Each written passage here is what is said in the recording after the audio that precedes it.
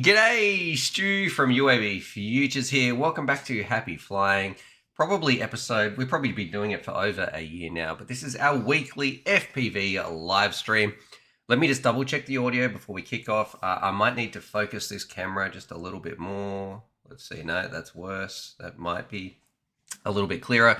But here we are. It is Monday morning here in Australia, probably Sunday evening if you were in the States. I'm not too sure how time travel works back there, but here we are. Welcome to our weekly live stream. I can see some absolute legends in the chat, tons of members as well. Thank you very much to everybody who supports the channel. And you can see a little special person there. Well, actually, you are all special, but also a big sponsor of the channel, our only sponsor actually of the live streams here, Phaser FPV. And a shout out to them for our Central Coast coffee, because you guys, we talk about it usually every single week. They do send me some coffee, so I can see him in the chat. I just want to, everybody should write thank you Central Coast Coffee in the chat. That will just let them know that we do talk about them right here. Thanks very much, Reese. We have run out though, so I'm gonna have to send you an email in just a little bit. Johnny DRC saying sounds good, looks good. We got Mystery J in here as well. Sparuni FPV saying, what's up? Crazy Rooster, Happy Flyer RC. So many of you, absolute amazing legends. Week in, week out, we say it every single week. And I say it because this is the honest truth. This is the best part of my working week. I love flying. I love checking out new products. I love making fun videos. But connecting with you guys truly is the best part of my working week, because I am just like you. I love these flying little crazy robots. The only difference is that I point a camera at mine, so it feels like you're coming along to the field. And here we get to sort of have a bit of back and forth. So I want to know what you're doing as well. And I like to hear your FPV stories, answer some of your FPV questions. And if there's any newcomers in the chat, well, we'll do our best to help you get into the hobby, because it is absolutely life-changing. Now, I've got a few little housekeeping things here. I just want to make sure everything's working well. This is recording. I think people saying, yes, the sound is working. I can see Chris Croft in here as well. And Phaser, I don't know how to pronounce that word, Mystery J there, the most rad beans of energy. Yes, he does have some nice coffee, caffeinated coffee right there. Let me tell you what's coming up in the show. So I just have to look at my show notes. We always start off with a bit of a mental health, some positivity. We'll be talking about that in just a little bit. Some slightly concerning news about drones in Australia. So I was looking at some things there. Maybe Phaser will be able to help us answer some of these questions, because Phaser FPV is one of the largest FPV stores here in Australia. So he might have some inside scoops, some things that I don't know about. And it's basically about is customs stopping drones? If you got any info on that, please let me know, Phaser. We're going to be talking about this radio right here, which seems to be creating a lot of buzz. So the Radiomaster TX15, and check it out. We're going to be getting technical, because this is actually something I should have done in the review. I was like, why don't I just measure that instead of having some assumptions? I was watching Mad Tech stream and he had a ruler. And I was like, yeah, that's a great idea. So I'm going to be measuring the distance between these two. And finding out, is Steve's hands too big? Oh, we've got a low battery here. Yes, be quiet, lady. We're doing that, comparing it to the Boxer, answering some of your radio questions as well. My bench is a mess over here. I don't want to spill anything either. We have, we're going to be talking about this exciting product from Emax. I wanted to talk about this a little bit last week. But I just wasn't feeling well. So we're going to be talking about that. That's some Open IPC stuff from Emax. It's really cool to see them continually push what is coming with Open IPC. They haven't just settled on their first. This is probably the fourth version from Open IPC and Emax that we've had. DJI in the USA, it is not looking good. So we're going to be talking about drones over in the States and stock levels, and just some things like that, where I didn't think we would ever get to this point. And now that probably was also going to open up some stuff for Cadex. Stay tuned. We're going to be talking a little bit about Cadex and Walksnail and the future of their systems as well. We've got a little bit about battery sizes. If we get some time, we might talk about that. I want to talk about the Pocket. I need to address, I got some emails about a video I did about XJet, or Bruce from RC Mortal Reviews, just to clear the air a little bit and let him know, if he ever sees this, that I absolutely love what he does. And I think he makes amazing content. So I'm going to be just talking about that, addressing some of the things people were saying, and then a couple of field secrets. So what do you take to the FPV field that is going to highlight and just make it for an amazing session when you think back, man, that was so much fun. Things went so right. All right, let's get in and I'm just going to read here. We've got Johnny DRC back. Yes, I had a frame stopped by customs just last week. Happy Flyer, I see we love these streams and your videos, like the FPV coffee shop experience. That'd be Central Coast Coffee. And where's Phaser's comment? China seems to be blocking and checking all outbound carbon 5-inch frames or bigger drones, carbon arms, etc. It's getting harder and harder to source. And then he's not sure about DJI in the USA, what's going on over there. We seem to be able to ship DJI here fine, though customers keep USA customers keep taking all our AU stock. All right. So there's two different parts there. We're going to be talking about no drones in Australia in just a little bit, but the first and I would say most important part of my stream, if you are new here, or even if you've been a long time family watcher, part of this UAVFutures family, even if you're a member here on the channel, you're going to hear me talk about this week in, week out. I might sound like a broken record to some of you, but for one person, it might truly make a difference. And that is talking about mental health, because that's a big focus of what I do here on this channel. Yes, I love drones, and FPV is one of the best ways that I know how to improve our life.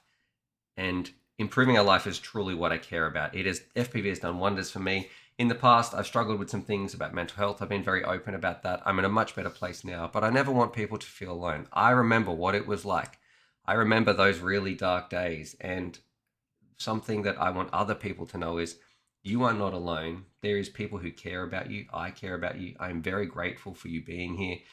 And I don't want you to feel isolated and like you're stuck and you have to suck it up or anything like that. And I always say it is not weak to speak. If you broke your leg, you go to the doctor. If you broke your head, if you broke your mind, or it's just not working the way you want it to be, you should also go to a doctor. So please don't feel ashamed or anything like that. It takes a lot of courage to go and talk to somebody, and I'm really proud of you. So I just want to put that out there. I am proud of you. I hear you. I feel you. I know what it's been like, and I'm glad that you're not giving up, and I'm glad that you're here and you are trying. And just to let you know, we have an amazing community here, and just reach out. Talk to some people, send me a message, go and see some professionals, because that is one of the biggest things I ever did that made a huge impact on my track to getting better and my road to recovery. And I don't want you to feel like you can't do that. So here I am. I'm saying I did it. I'm being open and honest about everything there, and I want to try to remove that stigma. And for 90% of the people, 99% of the people, this might be like, all right, Stu, let's get to the FPV stuff. But for that one person who might need to hear it, they might be having a tough week. They might be having a tough day. They might be feeling a little bit hopeless or isolated or unheard or unseen. I would let you like you. I'm telling you now, if this is resonating with you, that is not the case. And I'm really proud of you. And I do care about you. And thank you for being here. And don't feel alone and isolated. And go and get some help. I'm telling you now. And reach out. It's not weak to speak. Okay. Here we are. We got EAF. Oh, he's saying, what's up, everybody? Thank you. All the members in here, actually. We can probably see some really cool little emojis right here. Face has a little crown next to his name. I'm not sure what that is. Maybe that's a new YouTube feature or something, or maybe Face is just really, really cool. Let's see. Thank you, Stu. You're definitely talking about me today. That's from Everyday with Bruno. Well, thanks for being honest, brother. Just reach out anytime. You can send me a message on DIY FPV. We should probably talk about that a little bit. And EFA is saying, EAFO is saying, hey, Phaser, did Stu end up getting his brisket? Too bad he's on a diet. Well, he should be. Wait, what are you saying? I need to go on a diet? Gee, come on, let's be positive here. All right, let's jump in. Our first topic today. This is slightly concerning for me, and we just got it backed up by Phaser here in the chat, and that's about getting drones into Australia. So recently I was looking at some ready-to-fly kits, because we've done a lot of like drone kits. We've had a look at a lot of cheap kits, and it's like, is there any medium level entry kits where people can fly something that is not just a little sized whoop? And let me jump over. I was looking at this one right here. So this is about as cheap as you can probably get them. $418 US. That's probably not including any tariffs or anything like that if you're going to be shipping to the USA. However, look at this. We cannot ship to Australia. So I've got a contact over, I call it Bangers. I've got a contact over at Bangers, and I shoot them some lists sometime and say, hey, these are some products that I might find interesting. Please send them over. And this was in one of them. And I basically got a response that was like, Stu, Customs is stopping all drones that are shipping to Australia. Now they're getting destroyed. And I didn't know if that was like maybe just Banggood is having some issues. But if Phaser here is in the chat and he's saying it's harder and harder getting stopped by customs, like, are they just getting sent back here, Phaser or Reese? What's going on with them? Do you have to fill out some special forms to get them cleared, or are they just not allowing them through? If you could please provide some feedback, because it's kind of concerning that our hobby is getting stopped, and this wouldn't be for if you are stopping drones coming into a country. And the difference here between Australia and America, besides a more stable political climate, is that this wouldn't have anything to do with tariffs or anything like that. So maybe there is a security concern, and customs is starting to say, hey, we don't want this to, which totally sucks. And we've got so many retailers here as well. We have a really healthy, vibrant community of FPV pilots and like people who design some amazing products from Australia, some amazing stores in Australia, like some of the best races in the world. Like Australia really does represent, if you have a look at its per capita. And looking here, if we can't, like, is it just this one? Can we find some other drones that can't ship to Australia? Is it because that combo has lipos? So there we got XJet right here. I'll probably talk about XJet coming up in just a little bit. Scene here is here in the chat. Let me jump over. Categories, toys. Let's go a racing drone. What sort of hobby is that? Just because I've got Australia? Like this is the only one? So I can buy this one. Okay, what about if we ship this to United States?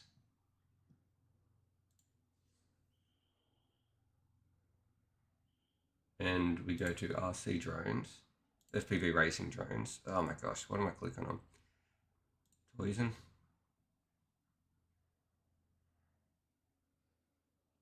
What's going on here? Toys and hobbies, FPV racing drones. Now look how many we've got.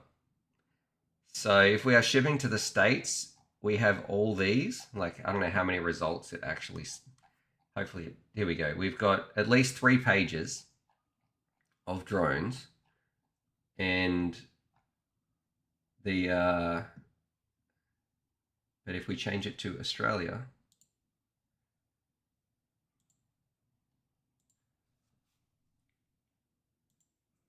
we're going to get 1. So it's not just because they've got lipos in them. For some reason, at least coming from Banggood, we are not getting like anything coming to Australia. Phaser is saying it's nothing to do with lipos as well. That's kind of bad news and slightly concerning, because I mean, I love this hobby. There's so many people where there's thousands of people where this changes their life in such a positive way. And this has nothing to do with like tariffs or relationships between countries, because Australia and China, they're our biggest trading partner. We have a lot to do with China over here, actually. There's not quite as much hate as there is in the States. Shoot FPV, he's saying, thank you, Stu, you absolute legend. Brother, thank you so much for that super chat. You are an absolute legend. And if there's anything you would like to ask, please put it in the chat. Usually people just send a super chat with a question like, hey, answer this one. You're just sharing some love right there. So I want to say thank you. It truly is appreciated. Same with all the members here as well. Banggood has a warehouse in the US. Yeah, I think they do. All right. The next part I should probably talk about. So this is a little bit of drama, but not too much. It's definitely done with some honest and open and pure intentions. And I'm talking directly to Bruce from XJet. If you don't know him, he does some of the best videos online. He's actually the person that got me flying. And recently he did a video saying, it was about the T15 actually.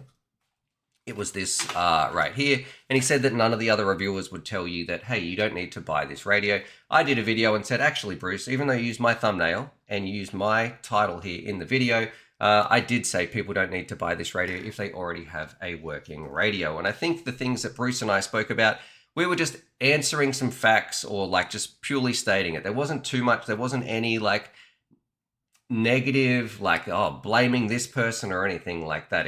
There was no malice within those messages. I was simply stating some facts about like, hey, I know you're using my stuff here. Here's what I put actually in my video review. However, I did get some emails from some people, and they took things a little bit more emotionally, I guess I would say, or there was a little bit more of some emotive language in there. And I would just like to clear the air and say I don't have any problems with the content that Bruce makes. I think he does some really good stuff for LB. He's probably been the single biggest ambassador for the hobby and for FPV and what we work towards.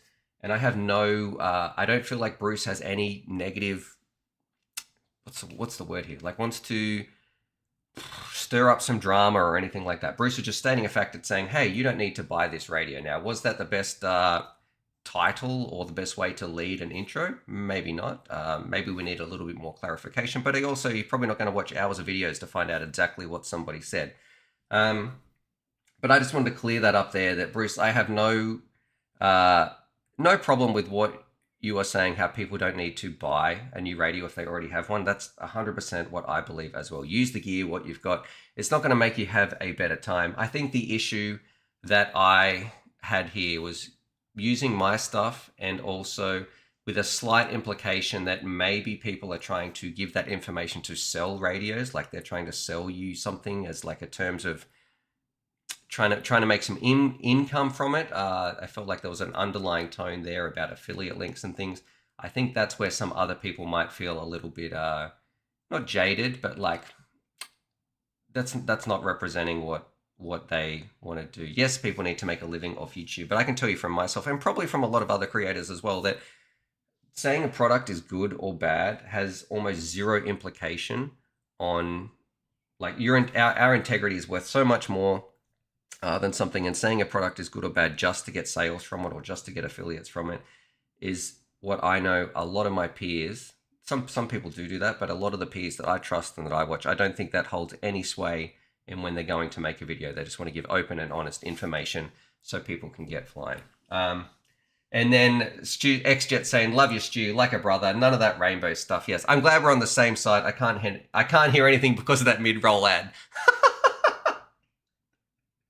Yeah, and to Drew Bruce, I knew that I just wanted to clear the air because I have worked really hard at my channel. I used to get called out. We're going to go into a little bit of a deep dive here, but I used to get called out a lot. And this happened when I was on a podcast just recently where I got to speak about this. It was the Sips Tea podcast on Ivan's channel, and people would love to put my name as shill without actually doing a deep dive on what I was saying about the product. And I have worked so hard over the past 10 years to really combat that. And I know, yes, you're right. Like Bruce says, some people are blatantly marketing, and that's what they have to do. They pay their bills. Viewers make their own choices as to who they believe. Yeah, so I feel like I would get lumped into that category, maybe because I had a very large channel here and I was reviewing some of the cheaper things, and I've worked really hard to provide open and honest feedback to all of my viewers. And it used to hurt when people would compare me to some other people. I'm like, that's not actually the case. Like if you look at what I'm saying, and everybody has catchy titles and things like that, like thumbnails aside, if you actually look at the content of what I was putting out, I strongly believe that I have done an amazing job in providing people the best information. And that's still why people watch me too today. I think that's one of the big things. Like your integrity is everything on YouTube. And if that's why I wanted to clear up that underlying clarification, just because my face was on there, my title was on there, like in the first mid-rolls, I just wanted to put it out there and say, hey, actually, this is what I'm agreeing with you, Bruce. This is exactly what I did say in my video, that you don't need to buy a new radio. All right.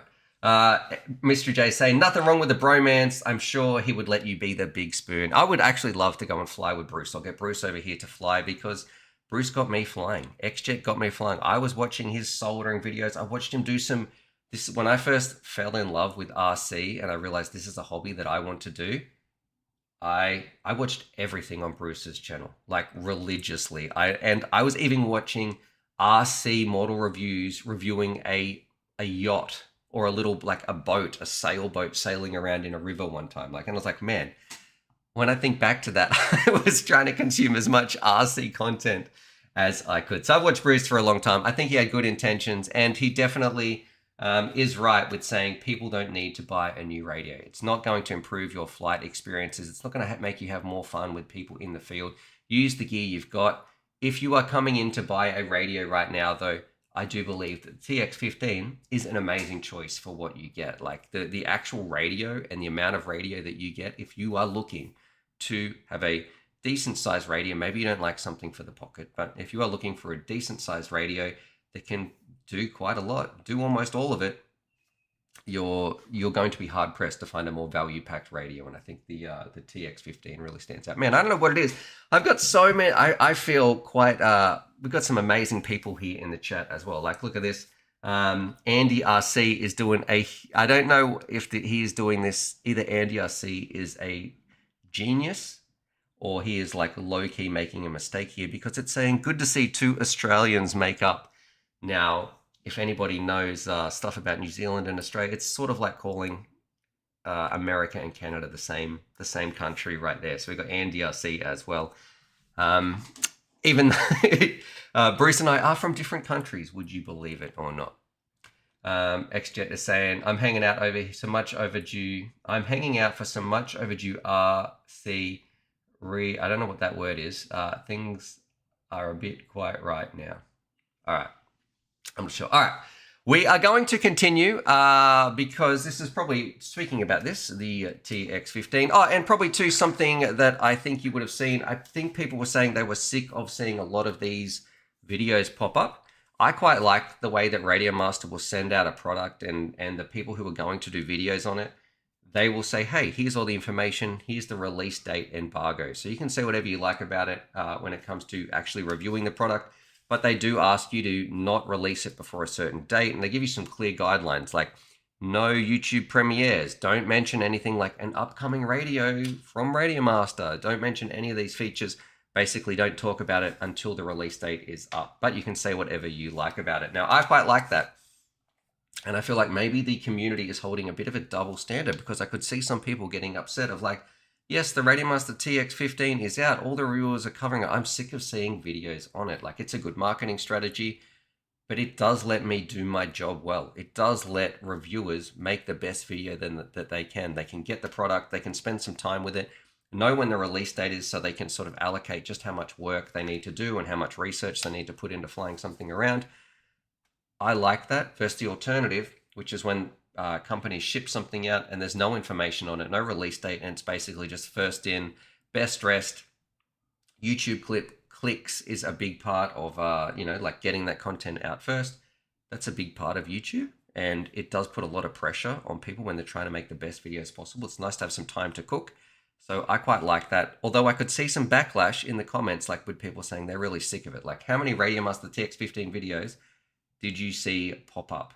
I bet it was quite a few. However, I don't think we should be too critical on them, because here's something that I was thinking about. You didn't notice that same hate. Well, I didn't notice that same not anger in the community, but frustration when people were releasing DJI 04 content. Like, when that released, that's probably the biggest spike in FPV and interest in the hobby and in the community, at least this year. And people were not saying, I'm sick of seeing, I'm paraphrasing, I didn't see as many comments about people saying, I don't want to hear any more about DJI 04 as we did when we got this radio. So we sort of have a little bit of a double standard here. So DJI is allowed to get away with it, but if we do some products on a pretty awesome radio, then maybe some people are going to get upset. Let's see. Patron First is saying, what dollars allow? I have pockets, but that looks really nice. I only have pockets. Are you talking about the Radiomaster pocket? I do have that written here. I still really like the Radiomaster pocket. XJet says, nah, I'm a relocated Aussie. Are you actually? I can't tell if XJet is pulling my leg right here. And XJet's going to do a video, so he's part of the analog crowd as well. All right, we should get Andy RC. This is what we need to crowdfund, like Andy RC, Stu, and XJet all getting together, flying around, having some fun. Maybe you guys could even teach me some fixed wing, and I want to try a discus glider. That would be something that I would like to do. Okay, let's continue. I'm just looking at the time here. I spent a lot of time bromancing about some other people in the chat. There was a lot of videos, but you don't have to watch them all. I just got a GX12. I didn't watch any videos about the TX15. Yeah, well, that makes sense. Born in Orange, New South Wales. For those who don't know, Bruce, I lived until I was 21 in Bathurst. So for those who don't know, Bathurst is like the Shelbyville for the Simpsons of Springfield. Like, we're about half an hour's drive from each other. Man, that has blown my mind. Me and XJet grew up like so close to each other. There must have been something just sprinkling in the water just there that they said, hey, these people in the future will make a lot of content about FPV and post it on the YouTube. This is crazy. All right. And XJet saying, when I win the lottery, I'll organize the world's best RC fly-in, all the names past and present. Yes, please. Can you buy some lottery tickets? Or maybe we just need to organize that, do some crowdfunding, because I'm sure that would be a really, really cool event. I can't believe you grew up in Bathurst. And grew up in Orange. So, okay, XJet, what year did you leave Orange? I feel like there's some crazy, like, you know, when they talk about those 6 degrees of separation. I am sorry to everybody who has tuned in to watch some FPV news. Yes, we will be doing, I want to measure some sticks and do some comparisons and some actual technical stuff. I want to talk about Open IPC, but my mind is just exploding here. Between, he used to go to Bathurst every year for the Hardy, I don't know how to pronounce that, 500. He left in 1977. All right, so Bruce left about 10 years before I was born. However, I wonder if my mum or my dad ever had a conversation with Bruce. You never know, could have walked past the street and said, howdy, howdy. Like, if I could sometime in the future, let's pretend I get to go to the afterlife and they say, hey, you can do any crazy Google stats that you would like. I would like to Google, how close did XJet ever become to my parents? And if we could see them on a map, maybe they walk past each other. Maybe you've spoken to my parents, Bruce, and we don't even know. All right, it is a small world after all. Okay, someone says that explains why I never ran into you. I just look this old. All right, that's what it is. And then, okay, I'm going to tell you another quick story. We're really getting off topic here, but I'm having a lot of fun. This happened just recently at the last Christmas. We went and got our family photos taken, and it was like a complete nightmare trying to get the pictures back from the people. And they said, okay, we've got your stuff here. And I was like, they're like, here's your family. And I was like, no, we look like this. It was like this completely other family there that didn't look anything like us. I think the bloke had like blonde hair or something. I was like, no, we look like this, to the lady. Sorry, that's not us. All right, let's continue. This is what I want to measure. So recently with the TX15, one of the things I didn't like about it, well, I should say Stickman Steve didn't like about it, we have some issues with this arm switch right here. So it is very close when it comes to disarming. Steve was flying around. He flicked this little, it did a front flip, and this is where I like my arm switch. I would like it up here. I don't think we need a momentary switch. A lot of people say they use it for pre-arms. You can still use a latching switch for a pre-arm. There's no problem with that. I don't like this, right? So I had my arm switch right here. Now, let's do a little bit of a measurement. So on a full stick deflect, actually we'll do it. Look what I've got. I've actually got the tools to do this. So I'm going to measure between here because when it comes to my boxer, Steve flies around with a boxer, and I felt like there was just a little bit more room on the boxer, even if it's just a couple of millimeters. I've never seen Steve disarm with this radio doing a full flip, but he has done that with the TX15. So I'm going to measure them now. And well, I'll get back to you. Let's see. So from the top of this, how can we do this? I'll probably push it up and get it as close as I can as possible. And let's see. All the way down.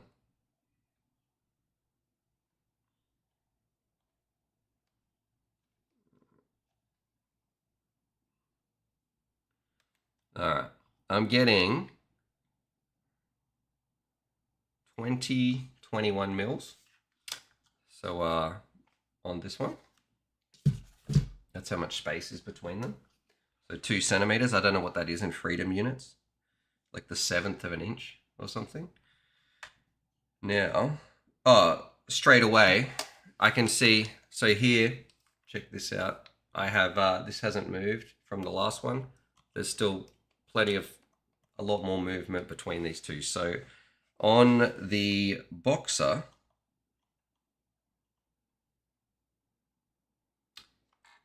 I get 28 mils. So at 28 mils, 28, 25, 20. Do I? No, that's incorrect. Sorry. Can't read here.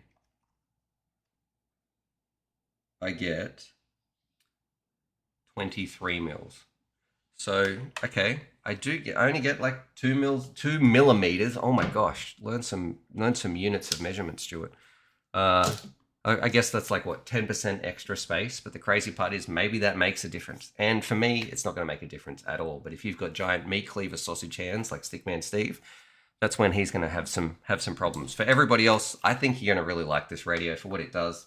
A lot of people are going to say this is your daily driver. And like Bruce, and I'm sure Andy RC would agree though, if you have an awesome radio, don't go out and buy a new one. You don't need it. Like if you have the only reason you need to ever get a new radio is if that new radio is going to do something that you want to do that your old radio can't. Now, maybe that is like, I want to have a nice, pretty screen. I want to feel some nice looking gimbals. Like if that's what you want to do, okay, sure. If you want to do ELRS and maybe you're flying around on free sky and you're sick of having range dropouts and you're like, okay, I want to have a little bit more reliability, sure.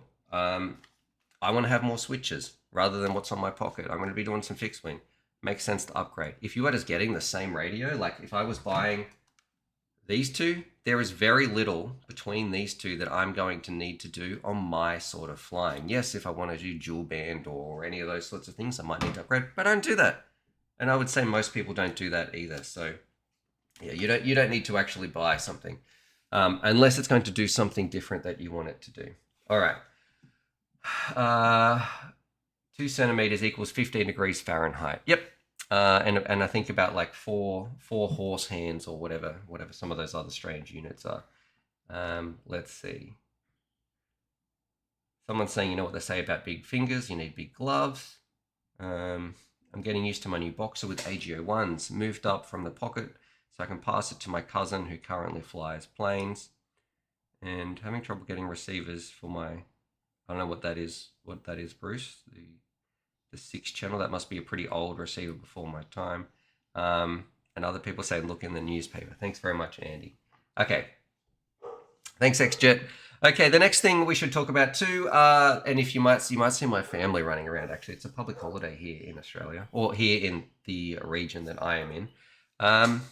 It's time to talk a little bit about Emax. Now, let me know, how much have you seen from Emax and Open IPC? They've been doing quite a bit. Now, this turned up probably a little while ago. I do have to apologize to Emax, but we have this right here, a very small, little compact Open IPC unit. We've got some antennas, and it is going to bind up to this, which is, why do I only have one antenna? Oh no, I've got 2. All right, so I do like that they give you all these little cables, and this inside here is the transmitter. So it's a little bit bigger, it's a little bit chunkier than what I was expecting. Check it out. So I've got this bad boy right here. Now I think it was like 800 milliwatts. I could be incorrect. I'm going to do it. I don't even know if you can. Oh, it does say, it says it right there, 800 milliwatts on there. So Open IPC is definitely coming along. I can't wait to see how this goes. I've not had the greatest success. If you've seen some of those videos I've recently done, I've tried the Sphere Link. I've done RunCam on Open IPC, or the base version. I've done RunCam on the Ruby, so like a different sort of firmware and some little adjustments on there. I have not tried out this Ren system. I think that's how you pronounce it.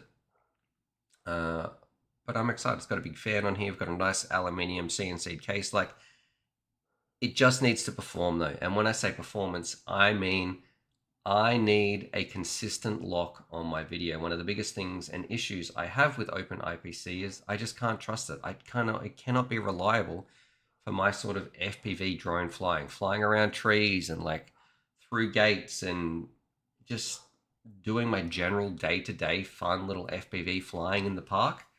I cannot trust Open IPC to do that. This might be different. I hope it is different.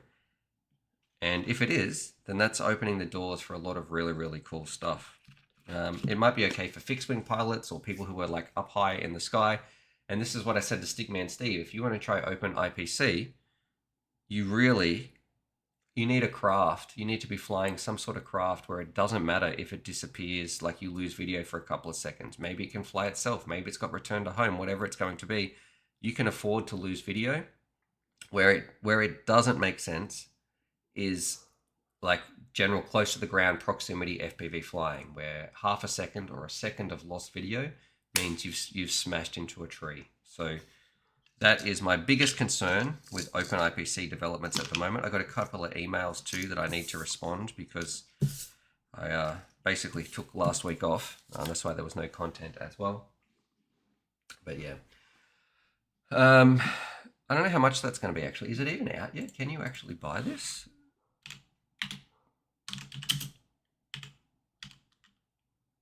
How do we spell this?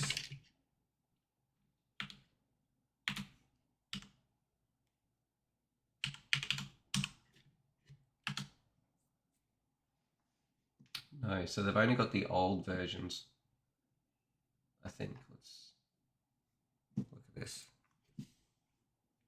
None of these are out yet.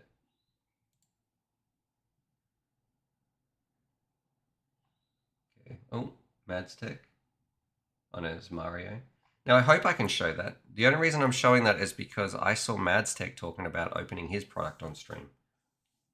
Otherwise, I've just released something based on what I saw someone else doing. If that's the case, just ignore this part of the video. Like, I'll have to go and delete it. I am pretty sure that it will be released in the future. I got to do some testing on it. It looks really cool. Maybe this is all part of the big brain strategy. Man, I don't want another leak scandal. I only did it because Mads Tech opened it up on the stream. Let's blame him first. It's Mads Tech's fault if I'm not allowed to do this, okay? But yeah, let me know. Would you guys fly Open IPC or Ruby on everything that you've seen? Is there any convincing argument that would make you switch and jump over to a new FPV system? Just saying, because from what I've seen, no.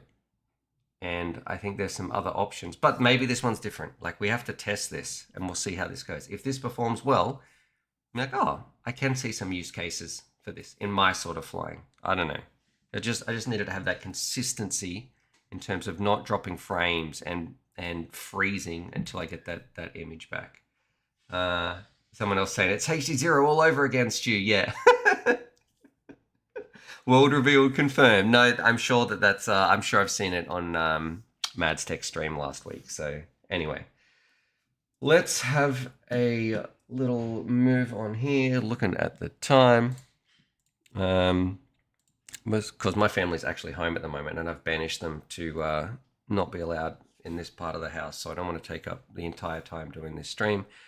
Okay, is DJI cooked in the States? Like, we've done some videos on it in the past. I think I did one that I could pop up or link there somewhere, but I saw a lot of comments saying, no, Stu, by like the end of next week, the end of this month, they're going to have some new DJI products. And now it has been about 2 months since we've sort of started to say, hey, where's all the stock gone? And it is looking disastrous over in the States if you want to fly around with DJI. And I feel for people too, because this is changing. This is now a serious time when you think, I don't know if I want to fly DJI anymore.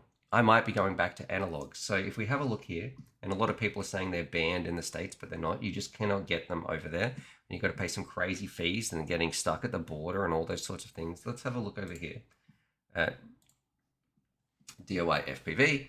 And like we have Buzz FPV. So they're in Australia at the moment. So we're lucky we still do have a couple of options, probably not too many. Brick Racing, they're over in Europe, but check this out. Like, that's not good. And I don't even know what the prices are here. If we have a look at like Pyrodrone, let's go have a look at Pyrodrone. Out of stock. And I don't think like when this is going to become available, it's not. And what do you do? What do you do if you're a DJI pilot over in the States right now? You want to go flying, but you just got a lot. You can't just simply get a replacement. And this is one of the biggest factors is availability. There is no point building a DJI system in the States today. And I can't believe I'm actually saying this, like the biggest market. Here we go. Let me, this is important.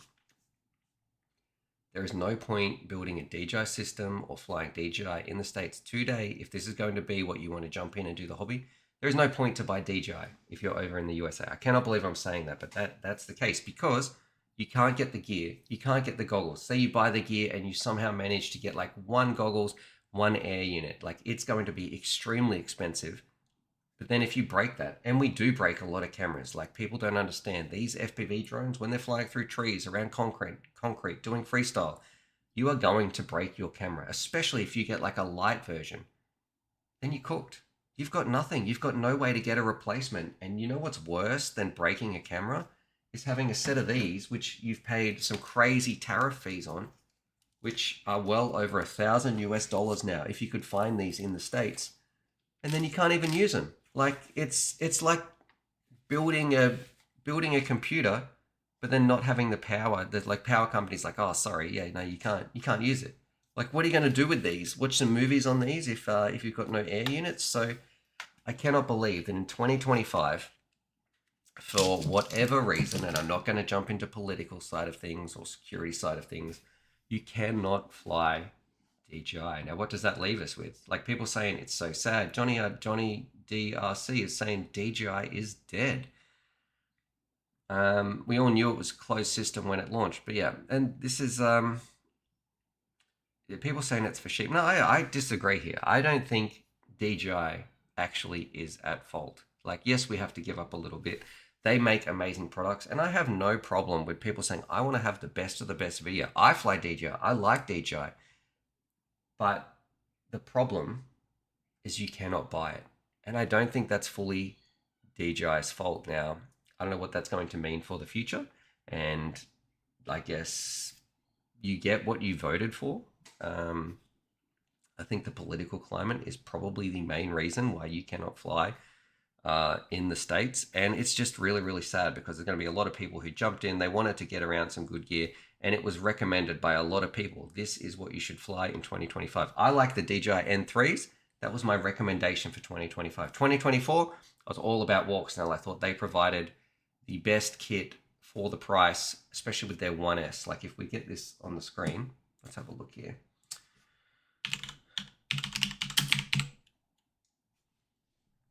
This little kit right here was the reason why I liked Walksnail so much. Here we go. We've got Phaser right here. Let's go have a look at Phaser's side. We've got 5 of these in stock. This is perfect. And this is what made me truly love the Avatar system, was like this small form factor. Then DJI came along and said, yeah, we're going to do that too. They did their 1S board. They did like the cheap N3 goggles, but you can't get them. But if we have a look here and we go to FPV equipment, let's have a look at digital. If you haven't seen DIY FPV, go check it out now. Like this is your calling point. This is what you need to go and have a look at. Check it out. Look at all these places. In stock, in stock, in stock. So through some wild reason, Walksnail is still available in the US. And if I was in the US today, based on everything that I know, let's pretend my friend came to me, a good friend that wanted to get into FPV, and they said, "Hey Stu, I want to fly. I really like what DJI does. What system can I do? What system closely replicates that as to the best of that is currently on the market? What is the best at doing what DJI does? That's not, what's the closest to DJI experience, because I can't buy DJI? That's walk snail. Like, the door is wide open for the avatar system, the avatar walk snail system right here. So with everything that I know, this makes a lot of sense. So maybe those people who bought walk snail based on my 2024 recommendations, this system, it still works amazing. I would happily fly this. If someone took away my DJI gear, I'd be like, I'm going to fly this. Like, I'm in a very fortunate position that I can fly whatever I like. I have a lot of air units. I've got a lot of drones that I can pull apart. Like, there's nothing that's going to stop me flying. But not everybody's going to be like that. And if you are locked into one system and you can't get it, like, that's a huge contender to where you should spend your money. And stock availability is a big part of that. And it's never something we've had to worry about in the past before. Like, all these videos that we've done, we've never had to think, oh, you're probably not going to be able to get these. Now we're in uncharted territory. So I am recommending walk snail. It's pretty wild. So if you are looking to get a digital system, I would be looking at Cadex. I would be watching those videos, deciding. They're not as good as DJI, but you can't buy DJI. And it is probably I think a good analogy was when I wanted a graphics card for my computer, probably like 5-6 years ago. We were building a computer together with your help. Thank you very much. And I wanted to get a 30 series, and they were just out of stock.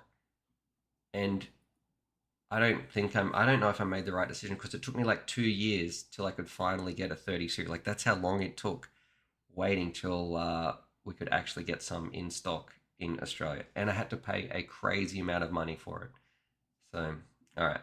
Let's see, what do you guys think as well? Like, what would you get? If you're in the States, you're going to get a new system, what would you fly? What are you going to buy? I think also analog. Fantastic choice. Like, you get all the pros of low latency, crazy amounts of stock that are already in the States. Heaps of parts are already there. They're cheaper usually. So yeah.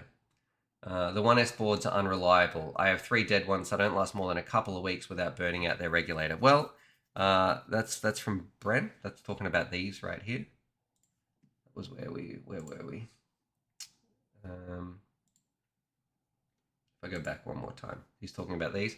I would disagree. So I can only go what I have flown. I would say I have flown hundreds of packs, because I flew the Lightning V2 that I upgraded to a walk snail system with one of these in it.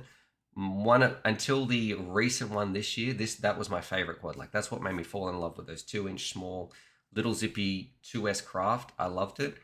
I've had some of the craziest crashes with that. Like, one of them on the roof here, I smacked into like the chimney, full speed. It smashed the outside of the lens, completely like distorted the whole front of the aluminium frame. I was able to bend that back, and luckily the cracks on the lens were on the outside, where it didn't affect the video. You couldn't actually see it when you were looking through the FPV feed, and it was fine. Like, all I had to do was plug that in. So I have broken one of these, I think, but I've flown hundreds of packs, and I've had a lot of crashes with them. So in my experience, they've been reliable. But I mean, I don't know. I guess it depends what you're powering them through too. And I'm sure Stickman Steve could probably, if he was here, he could put some comments there on what he's used them for. I think they do get hot though.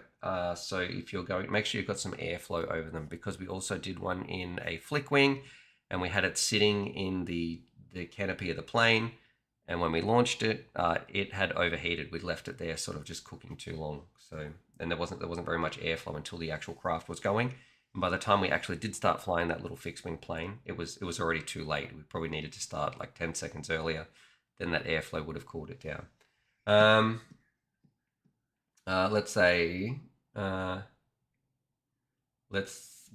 is saying, I got into this part of the hobby based on your Mobula 8 recommendations right before the tariff problem. Well, that means you would have got in on this right here, the Mob 8 and the Walk Snail Goggles L. awesome package. I'm sure you would have had an amazing time.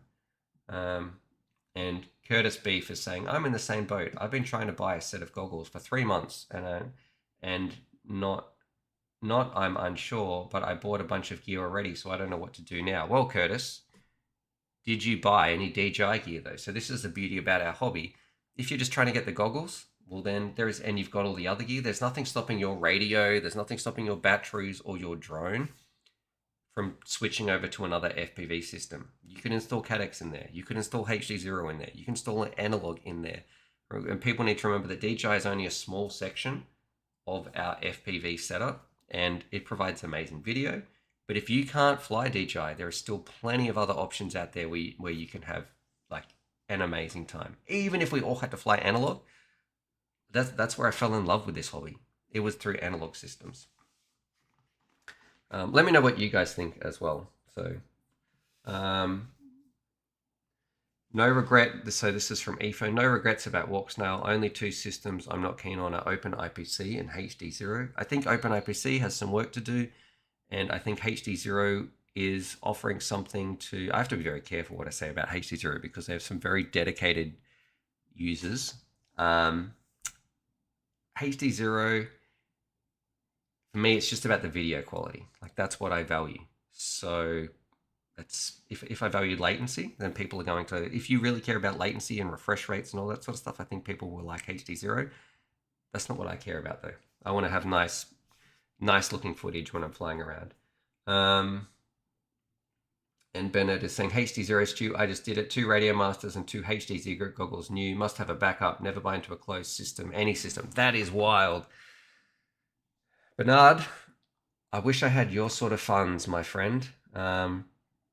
That's definitely a luxury that a lot of people cannot afford to drop. That's probably like thousands of dollars on an FPV setup. I have nothing against a closed system. I don't like it as much. I have things against a monopoly, and there's definitely pros and cons. But the good thing is we don't have a monopoly at the moment. And Ryan is saying, if someone is starting analog and started into the HD0 system with the box goggles, I say the Walksnail VRX is the route to go for high quality video. Yep. And that's coming from someone who actually owns the HD0 box goggles.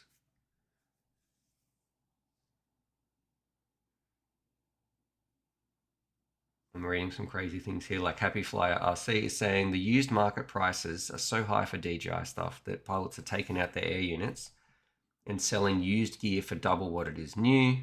They must be switching to Walksnail. Someone else saying I went and got the Avatar system last week and it's on its way.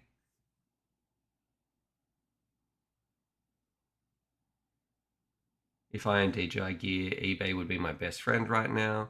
Name one drone part that's not being scalped. For DJI, definitely. Sell all that junk, buy into CADX for half the price and pocket the difference. You can now I can use Walksnail for visuals, HD0 for racing, and everything for anything else. Okay, and we're even getting Chris Croft, who, like Chris Croft is saying HD0 for racing, DJI Walksnail for freestyle, and he owns DJI there. Okay, I'm going to continue. I could read your comments all the time. I'm looking at here. It's 10:55. We spoke. I had about like advantages of CADX. Well, that was probably. Thank you. You guys sort of covered that. We spoke about Bruce's response. You know what? I feel like. Oh, someone's saying, what do you mean new FPV system? So, talking about this, and then here's where I'm trying to think how I don't get in trouble here. We were going to talk about this rent system, like a new system coming for FPV. And then someone's probably going to clip this, so I'm hearing things that is looking very exciting for the future of FPV systems. So I'm going to get some, I probably should have changed that title because I want to try and press some people for some information, and make sure you are staying tuned for next week, because I'm going to see if I can get to the bottom of some stuff, and maybe it's gonna be, if what I am hearing, I need I'm getting information the same way I'm giving you information right now, so it's a little bit tricky because I don't want to say anything and it not be true, right? So reveal time. You can tell us, like well, you know, we'll see. So put it this way, I will work on trying to do a little bit of digging. I'll send a few emails, and I will contact some people who will know some people who might be able to get us some exciting. We'll see if we can get some exclusives here. All right. Someone's saying I turn down the volume. You can say we're all cool here. Just tell us what you know, and it will all be fine. Yeah. So subbed, liked, the bell ring on all your videos. Thank you very much. There, no one will snitch. Well, let's see. We're going to save that one for next week. Okay. Then I will have. Let me go to work and just pressure some people in a kind way. Like, come on, yeah, you can tell us. It's not like I'm going to tell everybody on stream. I got Steve calling me right now. Stickman Steve. What's he going to say? We'll answer this. Yo, what's going on, Steve? Are you watching my stream? Yeah, don't do it. Don't reveal. All right, so Steve's calling in. He's saying don't reveal. Look at this. What a champion in the background. All right, Steve, do you want anything you want to say on the live stream before I'm going to close this out and tell people the important part? Nah, just go have fun. But you just stop right there, okay? Okay. All right. We don't want to get Steve in trouble. All right. Catch you, brother. Bye. Yeah. All right. I've got the word from the boss. So now everybody is going to think that Steve is the one that's getting me the information. You do with that information what you like. All right. Someone's saying hype for the next stream. Thank you very much, Sprinty FPV. Thank you very much to every single person who is here, and also those amazing members and Patreons. If you would like to become a member, that button is right there. Like, maybe you think, Stu, I like what you do. I like your streams. Thanks for your content. Thanks for making DIY FPV.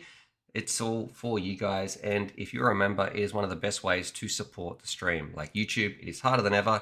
I want to give you the best information that I can, make the best videos, and your support lets me do that. So that members button is there. Today might be the day when you say, yes, I'm going to sign up. And as a bonus, there should be like some members only videos and stuff that you can go and watch there.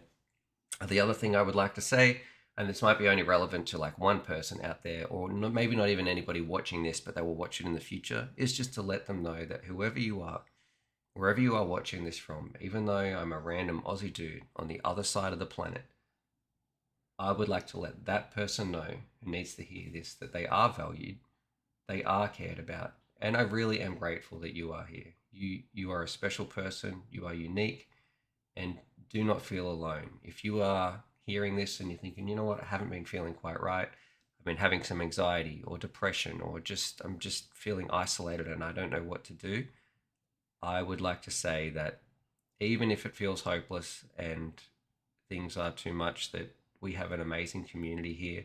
We are here for you. You are heard. You are valued. And I just wanted to let you know that we care about you. And if you need somebody to talk to, please reach out. And don't feel weak for having to speak. You don't have to suffer through this alone if you're not feeling right. Reach out to us in the FPV community, and also, really importantly, reach out to a professional. Go and speak to somebody about it. Go and speak to the doctor, because I know what it's like. And I've been there, and I want to let you know that it does get better. So this might be that little word that somebody needs to hear, that we do care about you. And even though I've never met you, or even though you're not hearing me say this to you in person, like looking to you in the face to face, This is me telling you that I do care about you and you are valued. And if I was there right in front of you, this is exactly what I would say, that you are a valued human, and I'm grateful that you are here. All right. Let's see. Does Stickman Steve have a YouTube channel? No, he does not. Thank goodness, because I've got to get him to do all the work on mine. That's basically, Steve's like the mastermind behind this. That's the rumor. We should just all start. Digital Liquid saying, I got a set of DJI goggles and a 90 FPV cam because I want to feel crazy connected. I have an Avatar VRX system on the way. Should be here Tuesday, and he's so damn excited. That's perfect. Liquid, let me know what you think about both systems. So you're going to have like some great response and latency, and also some very, very nice visuals. Don't fight alone, fight together. That's from Happy Flyer RC. And Digital Plasma is saying, thanks, brother. It means a lot. All right. You guys are amazing. Thank you so much for the best part of my working week. Sorry we didn't do a stream last week. I was feeling just a little bit under the weather. And we will be back next week. Like, set that bell. Make sure you are here, because I'm gonna get to the bottom of some of these rumors, and if I can, we want to bring some receipts and see if we can show you something special. So make sure you subscribe for all that goodness. All right, and as always, happy flying.